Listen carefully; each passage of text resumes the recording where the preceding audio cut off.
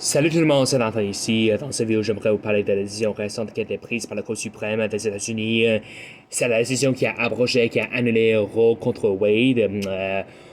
Comme vous savez, Roe contre Wade, c'est la décision qui a été prise en 1973 pour obliger tous les États de permettre l'avortement dans les frontières. À cause de cette décision dans les derniers 50 ans, tous les États ont été obligés de permettre l'avortement.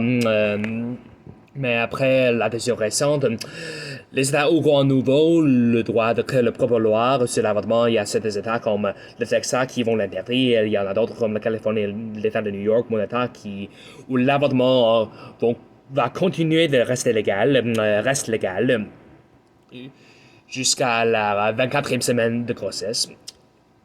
Mais bon, le problème c'est qu'il y a beaucoup de gens, il y a millions de gens dans les rues pour procéder à cette décision, pour s'opposer à cette décision, pour condamner la Cour suprême des États-Unis. Il y a beaucoup de gens qui se disent, les défenseurs des droits des femmes, qui se disent mon corps, mon choix, qui se disent pro-choix. Mais voici la réalité. La Cour suprême n'a jamais interdit l'avortement. Pour quelques raisons étranges, les gens accusent la Cour suprême d'avoir interdit l'avortement, d'avoir foulé aux pierres aux droits des femmes. Mais voici la réalité. L'avortement n'a jamais été interdit. L'avortement reste légal. Selon la loi fédérale des États-Unis, l'avortement reste légal. Le seul changement, c'est que les États auront à nouveau le droit de créer leur propre loi sur l'avortement. C'est pareil pour les amateurs. Il y a certains États comme au moins l'État de New York.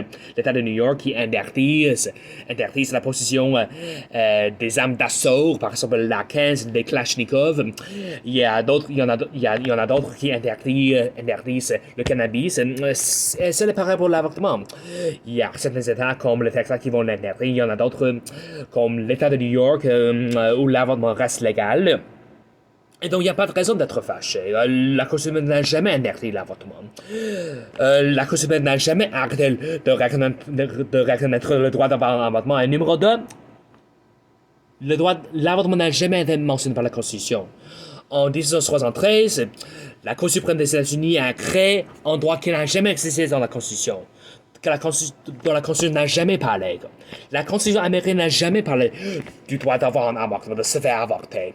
Mais pour quelques raisons étranges, en 1973, dans la décision Roe contre Wade, la Cour suprême des États-Unis a forcé tous les États de permettre aux femmes de se faire avorter. Pourquoi?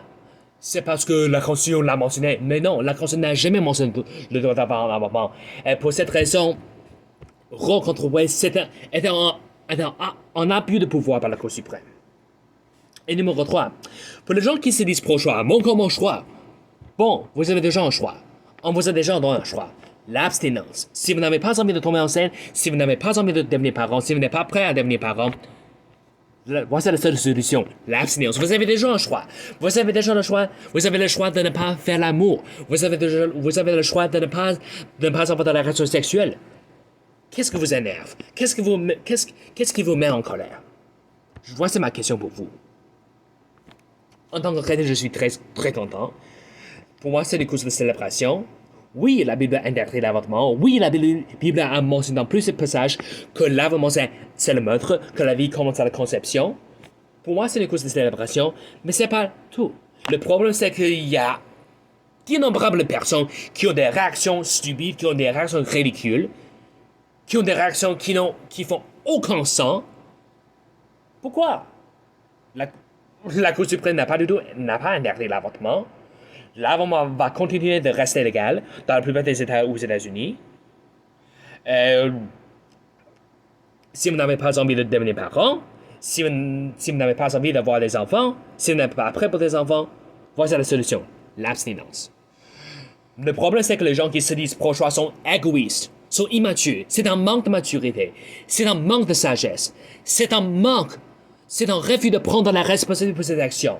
Si vous êtes un adulte, oui, vous avez le droit de faire l'amour, mais il faut accepter les conséquences de votre décision. Il faut l'assumer jusqu'au bout. Si vous faites une bêtise, il faut l'assumer jusqu'au bout. Si vous créez un enfant, il faut l'assumer jusqu'au bout. Si vous faites avorter à cause d'une bêtise que vous avez faite, ça c'est la paresse. Ça c'est l'immaturité, c'est un manque de maturité. Le problème avec les gens qui se disent pro-choix, c'est un manque de maturité, c'est un refus de prendre la responsabilité pour les actions, d'assumer les conséquences de leurs actions. Si vous voulez avoir des relations sexuelles, il faut accepter. Oui, il existe une chance que vous pouvez tomber enceinte. Oui, vous pouvez tomber enceinte à cause de ça. Et donc, si vous n'avez pas envie de tomber enceinte, si vous n'êtes pas prêt pour des enfants, voici la solution, l'abstinence. Ça, c'est tout. Mon corps, mon choix. Oui, vous avez déjà un choix. Vous avez déjà le choix de ne pas avoir de l'abstinence. Vous avez déjà le choix de ne pas faire l'amour, de ne pas avoir de la relation sexuelle. Pour moi, ça suffit.